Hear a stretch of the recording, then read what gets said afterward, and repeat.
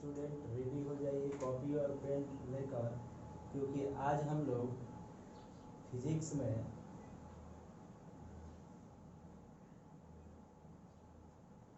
जो previous class में पढ़ चुके हैं उसके आगे का चर्चा करेंगे। आपको पता है, अगर आप प्रीवियस वीडियो देखे हैं और नोट्स बनाए हैं तो आपको पता होगा कि हम लोग electric field intensity due to dipole हर एक पॉइंट के लिए फाइंड आउट कर चुके हैं, और उससे रिलेटेड 2-3 न्यूमेरिकल क्वेश्चन भी आपको हम बताए हैं, और वो भी नोट्स कॉपी पर आप लोग लिखे होंगे। तो आज हम लोग यूनिफॉर्म इलेक्ट्रिक फील्ड लाइंस के इन साइड में नेट फोर्स क्या होगा डाइपोल पर और नेट टॉर्क क्या होगा डाइपोल के लिए, ये हम लोग स्टडी करने वाले हैं। तो चलिए स्टार्ट करते हैं। यहाँ से सबसे पहले यहाँ हेडिंग देंगे calculation of electric force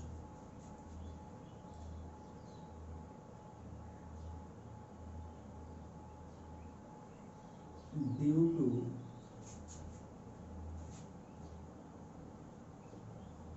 electric dipole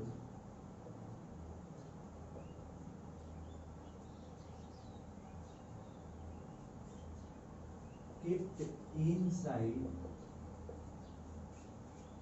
of the uniform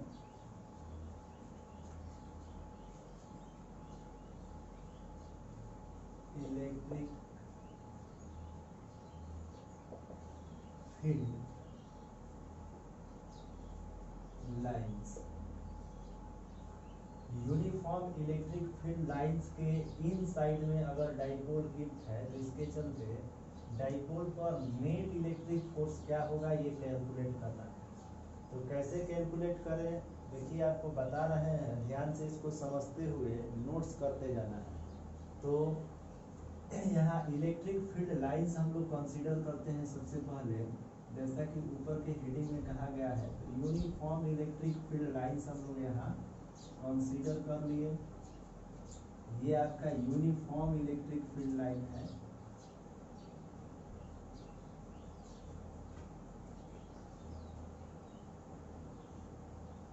इस यूनिफॉर्म इलेक्ट्रिक फील्ड लाइंस के इन साइड में हम लोग डाइपोल कंसीडर करेंगे, एक निगेटिव चार्ज पॉइंट और दूसरा पॉजिटिव चार्ज पॉइंट लिए, और इस तरह से निगेटिव पॉइंट चार्ज से पॉजिटिव चार्ज पॉइंट तक एक लेंथ ये डाइपोल लेंथ, जिसका टोटल लेंथ 12 होता है, कंसीडर किए। और ये आपका इलेक्ट्रिक डाइपोल है, लेकिन ये स्पेशल कंडीशन के साथ हो गया है, क्योंकि इलेक्ट्रिक फील्ड लाइंस का जो डायरेक्शन है वो लेफ्ट टू राइट है। तो ये डाइपोल भी हम लोग लेफ्ट टू राइट कंसीडर कर लिए, तो ये स्पेशल कंडीशन में आ जाएगा, क्योंकि यहाँ कुछ कहा नहीं गया है कि किस तरह से इलेक्ट्रिक डाइपोल को यहाँ रखा गया है। तो इसलिए हम लोग एक इस तरह से यहाँ डाइपोल को रखेंगे, वो जनरल कंडीशन को सूट कर रहा है। तो हम लोग इलेक्ट्रिक डाइपोल चार्ज पॉइंट को इस तरह से न रखकर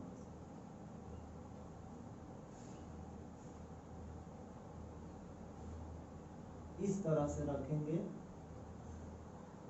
और ये इलेक्ट्रिक डाइपोल रख चुके हैं।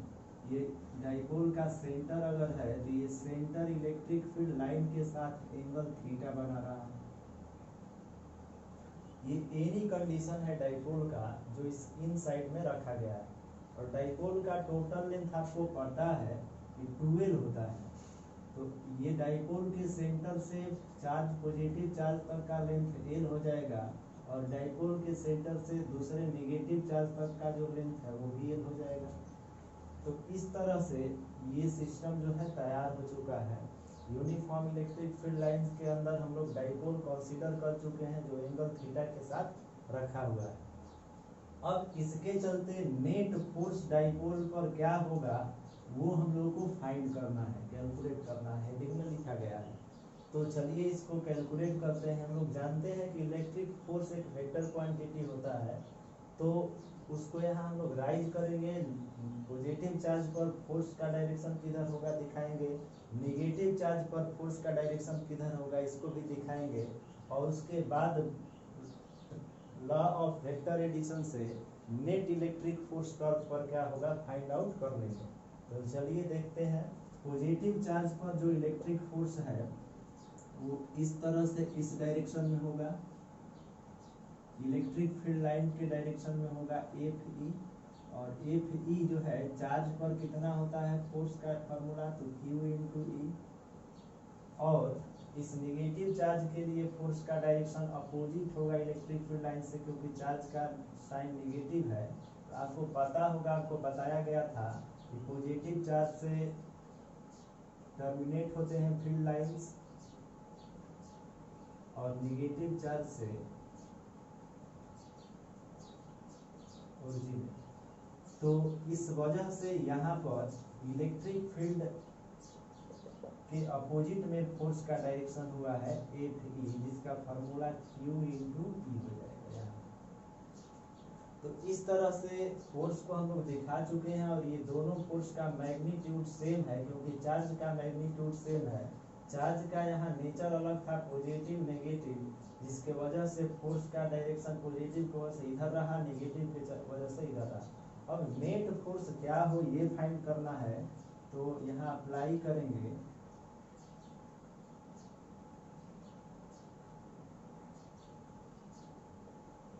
Law of vector addition. तो वेक्टर एडिशन से हम लोग देख रहे हैं कि एक फोर्स इधर है, दूसरा फोर्स का डायरेक्शन इधर है, दोनों फोर्स मैग्नीट्यूड में सेम और डायरेक्शन में अपोजिट है, तो इनके बीच का एंगल 180 होगा। तो इस तरह से एफ नेट जो है वो आपका आ जाएगा F square plus F square plus 2f into F square cos 180 degree. ये जनरल फार्मूला आपको पता है ट्रायंगल ऑफ वेक्टर एडिशन का। तो इस तरह से एफ नेट जो है आपका, क्योंकि आपको पता है कि कॉस 180 का जो वैल्यू है -1 होता है, तो यहाँ -1 जैसे ही रखेंगे तो ये हो जाएगा एफ स्क्वायर 2f स्क्वायर, और ये माइनस, क्योंकि cos 180 का वैल्यू -1, तो यहाँ माइनस प्लस माइनस माइनस, और यहाँ 2f स्क्वायर से 2f स्क्वायर सब्ट्रैक्ट होगा तो √0, और √0 से बाहर निकलेगा वैल्यू तो 0 न्यूटन। मतलब कि टॉर्क जो है, सॉरी यहाँ जो नेट फोर्स है डाइपोल पर यूनिफॉर्म इलेक्ट्रिक फील्ड के अंदर, वो नेट फोर्स जो है 0 है, मतलब डाइपोल पर यहाँ कोई फोर्स वर्क नहीं कर रहा है। तो इस तरह से हम लोग देख रहे थे यहाँ कि इलेक्ट्रिक फोर्स क्या होगा यूनिफॉर्म इलेक्ट्रिक फील्ड के अंदर, तो वो यहाँ कैलकुलेट करने के बाद 0 आया। तो इसको नोट कर लीजिए, बहुत इंपॉर्टेंट है ये। अगर इसको स्पेशल कंडीशन के साथ हम लोग देखें, स्पेशल कंडीशन का सेंस ये है कि अगर ये डाइपोल जो है पार्टिकुलर वे से इसमें रखा गया हो, जैसे कि इस इलेक्ट्रिक फील्ड लाइंस के पैरेलल में रखा गया हो या इसके परपेंडिकुलर रखा गया हो, तब नेट फोर्स क्या होगा उसको भी कैलकुलेट करेंगे। तो एनीवेयर कंडीशन के साथ अगर डाइपोल इसके अंदर है तो हमको यहाँ फाइंड करेंगे जब हम लोग, तो नेट जो है इलेक्ट्रिक फोर्स 0 ही आएगा। चलिए उसको देखते हैं।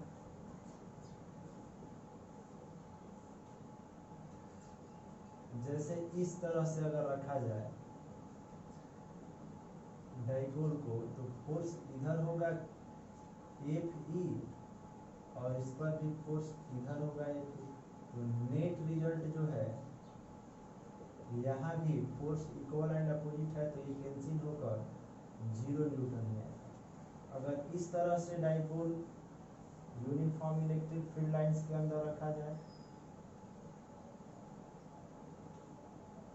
इसके चलते फोर्स इधर, इसके चलते फोर्स इधर, तो यहाँ भी ये कैंसिल होकर एफ नेट 0 आएगा।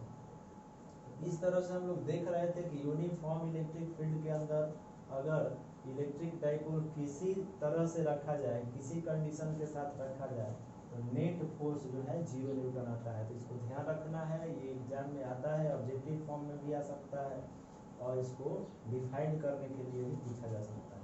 तो अगले टॉपिक में हम लोग यहाँ सीखेंगे कि ये डाइपोल अगर यहाँ यूनिफॉर्म इलेक्ट्रिक फील्ड के इनसाइड में है तो इस पे नेट टॉर्क क्या हो। तो चलिए यहाँ अगला हेडिंग हम लोग लिखेंगे calculation of net torque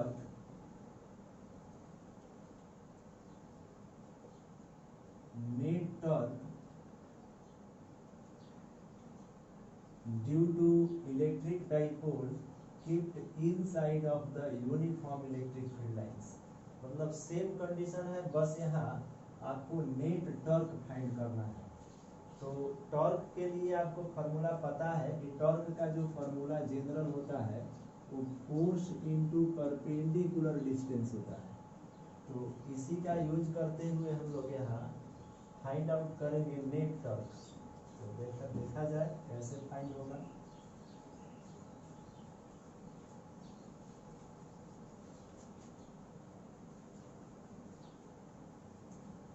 condition same है, यूनिफॉर्म इलेक्ट्रिक फील्ड लाइंस और ये जो है डाइपोल, और डाइपोल पर नेट टॉर्क क्या होगा अब ये फाइंड करना है। तो फोर्स का डायरेक्शन जो है यही रह जाएगा, लेकिन टॉर्क के लिए हम लोग देख रहे हैं कि परपेंडिकुलर डिस्टेंस भी चाहिए टॉर्क फाइंड करना है। परपेंडिकुलर डिस्टेंस को कंसीडर यहाँ करेंगे हम लोग, क्योंकि यहाँ एंगल देख रहे हैं कि थीटा है, तो इसको कंपोनेंट में ब्रेक करेंगे इनको, क्योंकि परपेंडिकुलर डिस्टेंस चाहिए। तो ये एंगल थीटा, इसको और थोड़ा सा आगे अगर बढ़ाएं डॉट डॉट से तो ये एंगल थीटा हो जाएगा, क्योंकि आप जानते हैं कि सेम लाइन पर ये इस तरह से आगे बढ़ाते जाएंगे तो एंगल ये थीटा, तो ये भी थीटा होगा, आगे इधर भी सब थीटा होता जाएगा। ये थ्योरम आप पढ़े हैं 9th-10th में। तो ये एंगल थीटा हो गया, तो इधर एल कंपोनेंट को ब्रेक करना है, इधर जो है कंपोनेंट एल कॉस थीटा होगा, और ये जो परपेंडिकुलर है क्योंकि फोर्स का परपेंडिकुलर डिस्टेंस यही होगा, तो ये वाला डिस्टेंस जो है एल साइन थीटा हो जाएगा। सिमिलरली यहाँ भी ये एंगल थीटा, तो ये भी थीटा, और थीटा के अपोजिट में जो है हाइट होता है, और साइन का फार्मूला होता है लेंथ हाइट बाई हाइपोटेनस। तो ये थीटा और थीटा के अपोजिट वाला ये साइड लेंथ हो गया, ये कंपोनेंट हो जाएगा एल साइन थीटा। क्योंकि इसलिए कंपोनेंट ब्रेक किया जा रहा है कि इस फोर्स के परपेंडिकुलर लेंथ को यूज करना है टॉर्क में फार्मूला में। तो perpendicular length L sine theta हो जाएगा, इसके लिए भी एल साइन थीटा हो जाएगा। तो चलिए देखते हैं टॉर्क का। यहाँ पर नेट टॉर्क जो है, 2 पॉइंट है। नेट टॉर्क जो है T1 का मोड प्लस T2 का मोड। सिंस टॉर्क का फॉर्मूला यहाँ लिखा गया है फोर्स इनटू परपेंडिकुलर डिस्टेंस, यहाँ लिखेंगे सिंस फोर्स के लिए T है, perpendicular distance L sin theta है, तो जो T1 है और T2 है ये मैग्नीट्यूड में सेम है, और फार्मूला है AP into L sin theta. यहाँ लिखेंगे torque equal to AP into l sine theta, perpendicular distance है, तो प्लस यहाँ भी AP एल साइन थीटा। तो इस तरह से नेट टॉर्क ये फाइंड हो रहा है। Net torque is equal to, ये ऐड करेंगे तो 2AP एल साइन थीटा हो जाएगा। तो यहाँ से ध्यान दीजिए,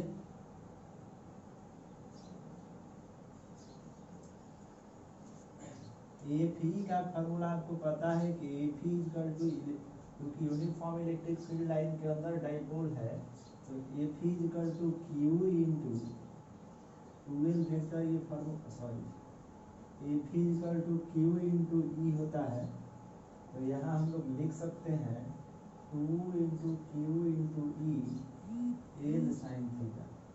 अब इसको थोड़ा सेट करेंगे तो 2L को एक साथ लिख सकते हैं, मल्टीप्लाई में है तो, और Q इसके साथ आ जाएगा। इसलिए ये करने जा रहे हैं क्योंकि हम लोग को पता है कि Q into 2L is equal to electric dipole होता है। इसलिए हम लोग यहाँ के बाद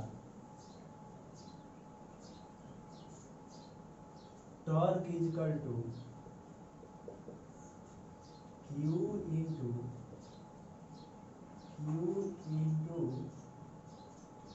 2L और ई साइन थीटा। तो torque is equal to q into twelve जो है, यहाँ देख रहे हैं कि डाइपोल होता है पी, तो इसके बदले में यहाँ हम लोग पी लिख सकते हैं, पी इंटू ई साइन थीटा, क्योंकि ये दोनों वेक्टर इसलिए यहाँ डायरेक्शन के लिए एरो दिखाया गया है।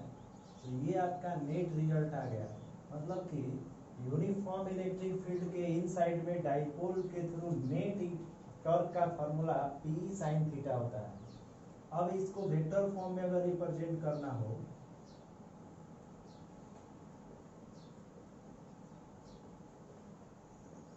वेक्टर फॉर्म में इसको एक्सप्रेस कर सकते हैं, torque net is equal to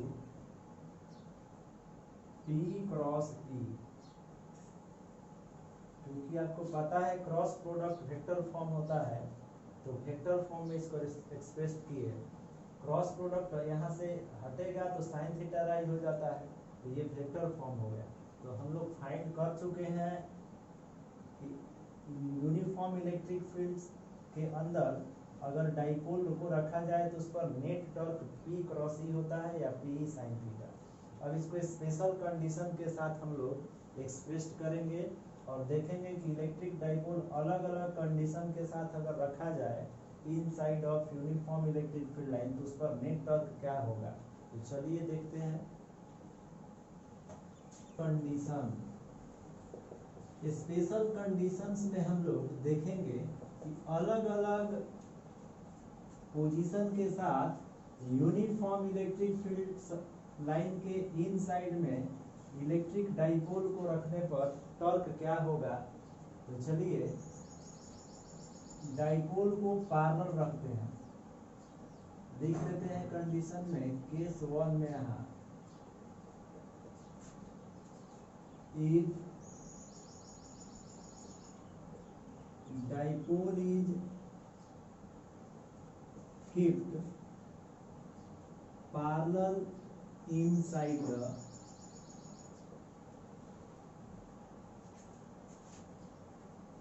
uniform electric field lines। तो यूनिफॉर्म इलेक्ट्रिक फील्ड लाइंस के इन साइड में डाइपोल पैरेलल अगर रख दिया जाए तो नेट टॉर्क क्या हो, ये हम लोग कैलकुलेट करने जा रहे हैं। तो इलेक्ट्रिक डाइपोल को पैरेलल में देखिए यहाँ रख रहे हैं, पैरेलल में डाइपोल को रख चुके हैं। अब इस पर नेट टॉर्क क्या हो ये फाइंड करना है। तो जैसे ही डाइपोल को पैरेलल में रखे हैं वैसे ही जो है आपका थीटा जो है डिफाइंड हो गया कि थीटा जो है 0 डिग्री होगा, क्योंकि पैरेलल में जो है एंगल जो है वो 0 डिग्री है। इलेक्ट्रिक डाइपोल का डायरेक्शन नेगेटिव चार्ज से पॉजिटिव चार्ज होता है और इंटेंसिटी भी लेफ्ट टू राइट है। तो देखिए ये पैरेलल डायरेक्शन हो गया, तो थीटा 0 डिग्री होगा, क्योंकि ये वेक्टर भी इधर और ये भी इधर, तो थीटा 0 डिग्री होगा। थीटा 0 डिग्री हुआ। नेट टॉर्क आपको फाइंड करने को कहा जा रहा है और फार्मूला आपके पास है पीई, जो अभी अभी ऊपर में डिफाइंड हुआ, पीई साइन थीटा। तो यहाँ पर सिंस थीटा जो देख ही रहे हैं कि 0 है तो 0 रखेंगे, तो टॉर्क जो है नेट क्या आ जाएगा, पीई साइन 0 डिग्री।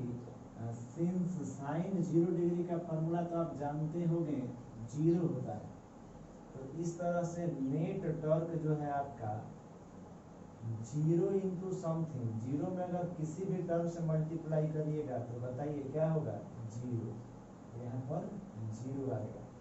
तो नेट टॉर्क यहाँ आप देख रहे हैं कि 0 होगा तब कि जब डाइपोल पैरेलल रखा गया हो यूनिफॉर्म इलेक्ट्रिक फील्ड लाइन के इनसाइड में। अब अगला कंडीशन हम लोग देखने जा रहे हैं कि अगर यही डाइपोल इस इलेक्ट्रिक फील्ड लाइंस के परपेंडिकुलर में रखा जाए तो नेट टॉर्क क्या होगा। तो लिखेंगे यहाँ केस 2 में if dipole is kept parallel, नहीं लिखकर यहाँ perpendicular inside uniform electric field lines. Uniform electric field lines के परपेंडिकुलर में अगर इस डाइपोल को रखा जाए तो नेट टॉर्क क्या हो ये फाइंड करेंगे।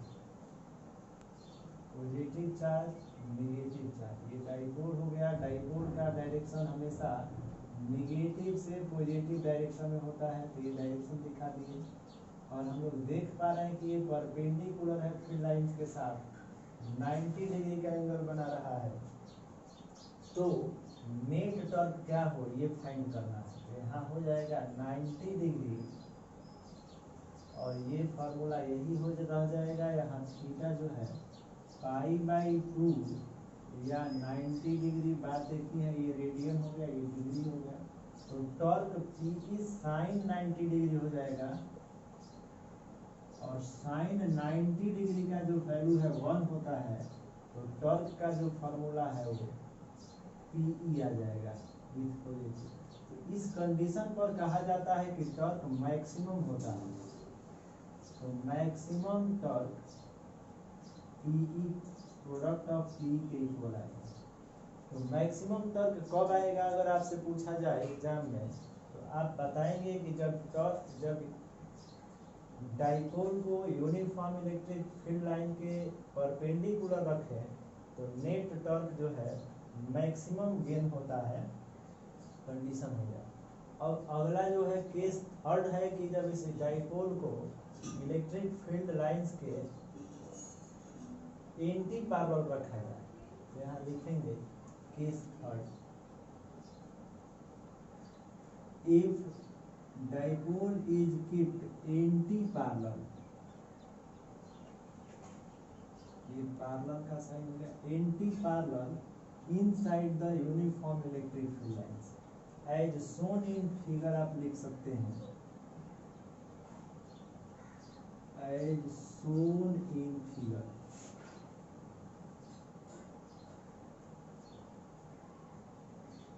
तो फिगर देखिए फिर से यहाँ बनाते हैं।